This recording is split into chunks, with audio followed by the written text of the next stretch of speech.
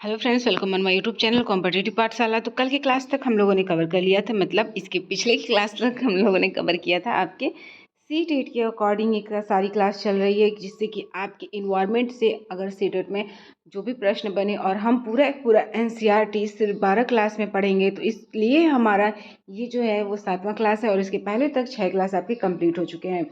अब जो आपका ये सब चल रहा है, क्योंकि इसके पहले की क्लास तक मैं आप लोगों को सिर्फ एक वन लाइनर बताती थी कि सिनकोना की वजह से क्या होता है, मलेरिया की खोज किसने किया, मलेरिया किस प्रकार का रोग है, विषाणु है, जीवाणु है, प्रोटोजोआ है, कैसा है। तो इस तरीके से हम बस ये डिस्कस कर रहे थे। अब एक एक टॉपिक के बारे में, जैसे कि एनसीईआरटी में उन एक टॉपिक को उठा करके कहाँ से कितने प्रश्न पूछा हुआ है, यानी कि कितनी चीज़ों का वर्णन है, वो सभी हम आराम से एक तरफ से डिस्कस करेंगे। जैसे मलेरिया की दवा, तो फिर यहाँ पे देखते हैं कि मलेरिया की दवा किस प्रकार से बनाई जाती है। आपको सी-टेट अगर क्वालिफाई करना है तो आपका एम यही होना चाहिए, क्योंकि मैक्सिमम लोगों ने जो है सेकंड लैंग्वेज संस्कृत चूज़ किया है, तो संस्कृत में आपके कम मार्क्स ही आएंगे, क्योंकि इस समय ऐसा पैटर्न बना हुआ है और संस्कृत सी-टेट का बहुत टफ होता है, उसका उच्चारण करना बहुत मुश्किल होता है। इस वजह से आप सी-टेट जो संस्कृत है, अगर उसको आप न के बराबर भी मान के चलो, तो बाकी जो सब्जेक्ट है उसमें आप अच्छे से नंबर गेन कर भी लोगे, तो आपको संस्कृत का जो टेंशन है वो दूर हो जाएगा। जैसे अगर मान लीजिए आप हिंदी में 25 स्कोर कर पाते हैं, क्योंकि पेडोलॉजी है और हिंदी हमारी मातृभाषा है, तो हम उसको अच्छे से कवर कर सकते हैं। हिंदी 25 कर लीजिए, 25 आपका ईवीएस अगर सही हो गया तो 50 नंबर हो गए।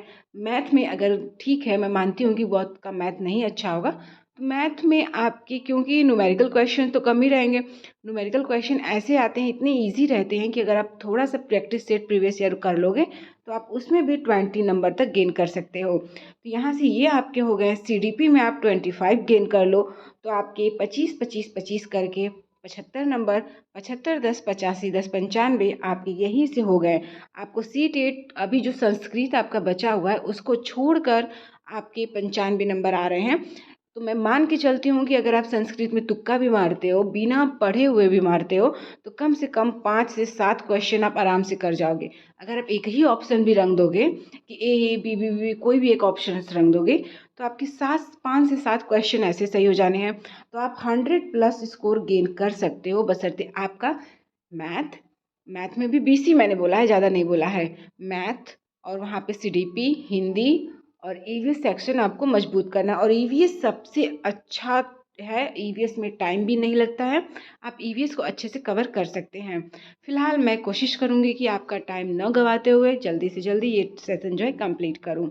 मलेरिया की दवा, पुराने ज़माने में मलेरिया की दवा बनाने के लिए सिनकोना के पेड़ की सूखी, पॉइंट को हाईलाइट करते हुए चलिएगा कि सूखी, क्या पता जो वन लाइनर रहे कथन और निष्कर्ष उसमें आपके हरी दे दे या फिर तुरंत काट के दे दे। तो सूखी छाल के चूर्ण का इस्तेमाल किया जाता है। पहले तो लोग छाल जो पहले के लोग रहते थे वो छाल को उबाल कर और छान कर ही इस्तेमाल करते थे, लेकिन अब छाल से दवाई बना ली जाती है। मलेरिया, डेंगू और चिकुनगुनिया को रोकने के लिए कौन से कदम उठाए जा सकते हैं, इसका भी वर्णन एनसीईआरटी के बुक में किया गया है। जैसे हमारे घर के अपने घर के आसपास पानी को जमा न होने दें। अगर आपके घर के आसपास गड्ढे हैं और उसमें पानी स्टोर हो रही हैं, तो कोशिश कीजिएगा कि बरसात की टाइम हो या फिर ऐसे टाइम हो कि हमेशा उसमें पानी स्टोर होती हैं, तो उस गड्ढों को भर दें, यानी कि गड्ढों को पाट दें। पानी के बर्तन, कूलर, टंकियों को हमेशा साफ रखें और प्रयास करें कि इन सभी को हफ्ते में या फिर 10 दिन में साफ करते रहें।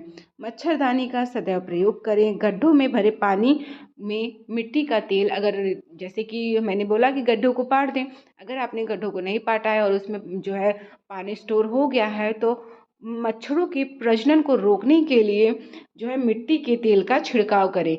और ये भी प्रश्न पूछता है कि क्या होता है, ऐसा क्या रीज़न है कि मिट्टी का तेल जो है गड्ढों में अगर पानी भरा हुआ है तो उस पर छिड़क देंगे तो मच्छर नहीं पनपेंगे, क्योंकि वो जो है ऑक्सीजन का फ्लो है पानी में उसको रोक देता है और उसके अभाव में मच्छरों की मृत्यु हो जाती है, मच्छर खत्म हो जाते हैं।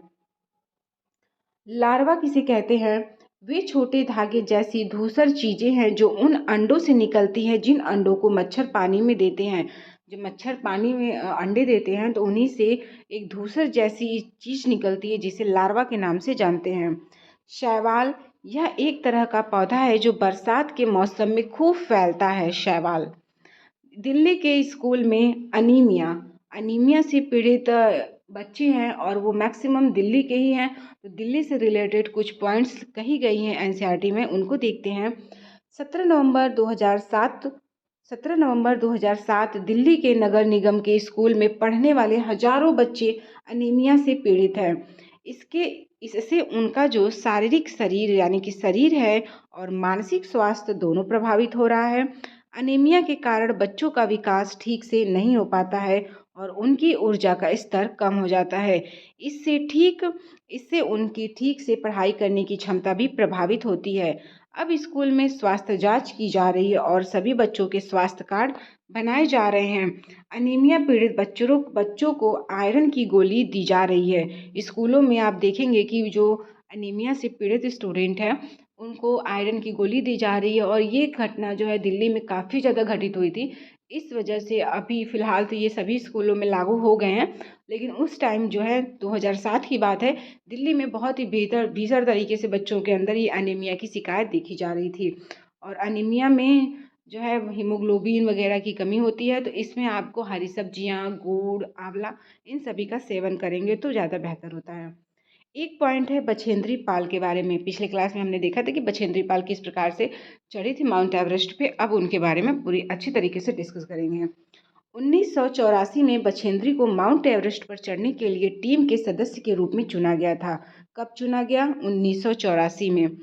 23 मई की दोपहर के 1 बजने में 7 मिनट का समय था, अर्थात 1 बजने में 7 मिनट का समय मतलब 12 बज के 53 मिनट का समय हो रहा था जब बछेंद्री पाल ने 8900 मीटर ऊंचे माउंट एवरेस्ट की चोटी पर कदम रखा, जिसे नेपाल में सागरमाथा के नाम से जानते हैं। माउंट एवरेस्ट की हाइट हम तो वैसे पढ़ते हैं 8848 मीटर या 8850 मीटर, लेकिन स्टेटमेंट में अगर आपकी 8900 मीटर है तो आप उसको गलत नहीं करेंगे। क्यों गलत नहीं करेंगे? क्योंकि एनसीईआरटी के ही अकॉर्डिंग सीटेट के उत्तर हमें देने हैं।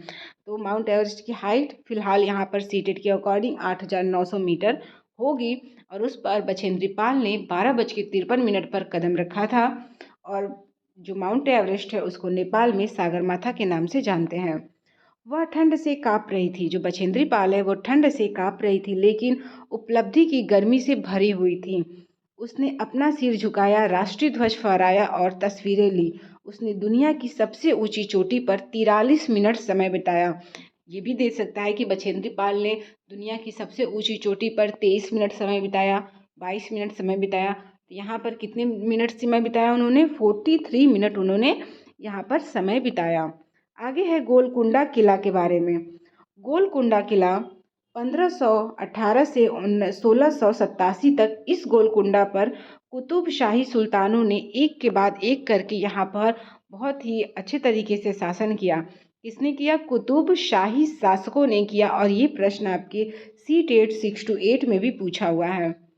उसने काफ़ी पहले 1200 में यह किला मिट्टी का बना था और यह अलग अलग शासक रहते थे। मतलब जब 1500 के पहले जो शासक यहाँ पे रहते थे उस समय गोलकुंडा की किला जो थी वो मिट्टी की बनी हुई थी। औरंगजेब ने अपनी पूरी सेना के साथ आक्रमण करने आया, लेकिन वे किले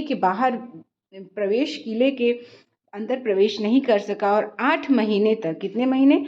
8 महीने तक उसने किले के बाहर डेरा डाला हुआ था। नेक्स्ट पॉइंट है अंतरिक्ष के बारे में। ईसाई असिमोव ने how we found the earth is round पर एक दिलचस्प किताब लिखी। मतलब how we found the earth is round के लेखक कौन है? लॉन्गमैन इसके लेखक हैं और इसने बताया है सदियों से अलग अलग संस्कृतियों में इंसानी ने पृथ्वी के बारे में क्या क्या सोचा। यह बात कि पृथ्वी पर ऊपर नीचे कुछ नहीं होता, कि भारत और अर्जेंटीना के लोग एक दूसरे के उल्टे हो सकते हैं। ये पॉइंट कई बार एग्जाम में पूछा है कि भारत किस देश के सापेक्ष उल्टा है, तो अर्जेंटीना के सापेक्ष ठीक उल्टा भारत है। भारत के सापेक्ष अर्जेंटीना ठीक उल्टा है। कई बार बड़ों को भी यह चक्कर में डाल देती है। 1969 में नील आर्मस्ट्रांग चांद पर कदम रखने वाले पहले व्यक्ति थे। सुनीता विलियम्स ने सबसे पहले हेलीकॉप्टर पायलट बनी। तो सुनीता विलियम्स कौन थी? हेलीकॉप्टर पायलट थी और वो 2007 में सुनीता विलियम्स ने एक महिला द्वारा सबसे लंबी अंतरिक्ष उड़ान का नया रिकॉर्ड बनाया। सबसे पहले इस पर चंद्रमा पर कौन गया? तो नील आर्मस्ट्रांग गए 1969 में। 2007 में सुनीता विलियम्स ने एक महिला द्वारा सबसे लंबी, पुरुष की नहीं, ध्यान रखिएगा, महिला के द्वारा ये रिकॉर्ड बनाया गया है। और किसने बनाया? सुनीता विलियम्स ने बनाया। कुछ पॉइंट्स है पेट्रोलियम के बारे में कि पेट्रोलियम क्या होता है।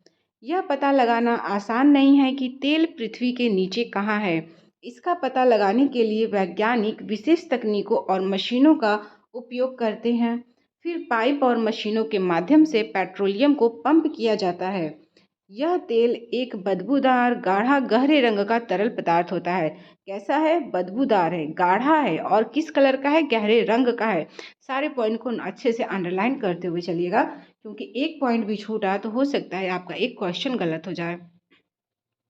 इसमें बहुत सी चीज़ें मिली हुई होती हैं। इन्हें साफ करने और अलग करने के लिए एक रिफाइनरी में भेजा जाता है। इसी पेट्रोलियम या तेल से हम मिट्टी का तेल, डीजल, पेट्रोल, इंजन तेल और हवाई जहाज़ों के लिए ईंधन मिलता है। पेट्रोलियम से एलपीजी, खाना पकाने की गैस जो से हम बोलते हैं, उसी से एलपीजी भी बनती है। मोम, कोल तार, ग्रीस भी प्राप्त होते हैं। इसका उपयोग प्लास्टिक और पेंट जैसी कई अन्य चीज़ों को बनाने में भी किया जाता है पेट्रोलियम का। आज हमारे देश में लगभग 2/3 लोग उपले, लकड़ी और सूखी टहनियों आदि का उपयोग करते हैं। इनका उपयोग न केवल खाना पकाने के लिए बल्कि आग सेकने, पानी गर्म करने और रोशनी के लिए भी किया जाता है। घर में अलग अलग कामों के लिए कई अन्य चीज़ों का उपयोग किया जाता है, जैसे मिट्टी का तेल, एलपीजी, कोयला, बिजली इत्यादि का उपयोग भी किया जाता है। एक पॉइंट है चांगपा जनजाति के बारे में कि चांगपा जनजाति किसे कहते हैं। चांगनाथ का अर्थ है एक ऐसी जगह जहां बहुत कम लोग रहते हैं। यह जगह लगभग 5000 मीटर की ऊंचाई पर है। यह इतनी ऊंचा है कि सामान्य रूप से सांस लेना मुश्किल है। जैसे जैसे आप पहाड़ पर जाते हैं, हवा में ऑक्सीजन का स्तर कम होता जाता है। पॉइंट को नोट कीजिएगा कि जैसे जैसे हम ऊंचाई पर जाते हैं, जो ऑक्सीजन का लेवल होता है वो स्तर कम होता जाता है। ये प्रश्न आपके केवीएस में पूछा था। और कई बार लोगों को ऑक्सीजन सिलेंडर ले जाना पड़ता है। चांगनाथ उत्तर पश्चिमी तिब्बत में एक उच्च ऊंचाई वाला पठार है जो पूर्वी लद्दाख से तिब्बत तक फैला हुआ है। आगे है चांगपा पहाड़ों पर रहने वाली जनजाति। चांगपा कैसी जनजाति है? पहाड़ों पर रहने वाली जनजाति है। चांगपा जनजाति में केवल लगभग 5,000 लोग रहते हैं। चांगपा जनजाति 5,000 मीटर ऊंचाई पर भी रहती है और उसमें 5,000 लोग रहते हैं। चांगपा हमेशा अपनी बकरियों और भेड़ों के साथ घूमते रहते हैं। इन्हीं से उन्हें वह सब मिलता है जिसकी उन्हें आवश्यकता होती है, जैसे बकरियों और भेड़ों से ही दूध भी प्राप्त करते हैं, मांस भी प्राप्त करते हैं, तंबू के लिए खाल भी प्राप्त करते हैं और कोट और स्वेटर के लिए ऊन भी इन्हीं जो है भेड़ बकरियों से प्राप्त करते हैं। कौन प्राप्त करते हैं? चांगपा जनजाति प्राप्त करती है।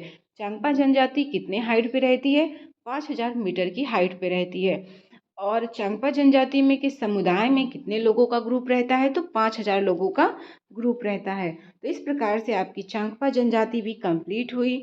पेट्रोलियम को हमने अच्छी तरीके से कवर किया। उसके बाद अंतरिक्ष वाले पॉइंट को देखा, मलेरिया की दवा को देखा, लार्वा, शैवाल और दिल्ली में किस प्रकार से अनीमिया से पीड़ित हुए लोग और अनीमिया के लिए हम क्या कर सकते हैं, उसको कैसे रोक सकते हैं, उसके बारे में भी हमने अच्छे तरीके से पूरा डिस्कस किया है। मिलते हैं नेक्स्ट क्लास में। नेक्स्ट क्लास आपका और अच्छा होगा और भी जो पॉइंट्स हैं एनसीईआरटी में उसको भी मैं प्रयास करूँगी अच्छे तरीके से पूरा कवर करने का। तो बस आप लोगों से एक ही रिक्वेस्ट है कि जितनी भी क्लासेस हैं आप उन सभी क्लासेस को सीटेट के इन्वायरमेंट्स वाले सेक्शन को देखो। यकीन मानो आपके 25+ नंबर जो है आराम से गेन हो जाएंगे। पेडोलॉजी वैसे भी बहुत ईजी होती है। आप जो है अगर सीडीपी का पेडोलॉजी कवर करेंगे तो उससे भी आप यहाँ पे आपको हेल्प मिल सकती है। फिलहाल आज के लिए सिर्फ इतना ही। मिलते हैं कल की क्लास में। तब तक के लिए जय हिंद, जय भारत।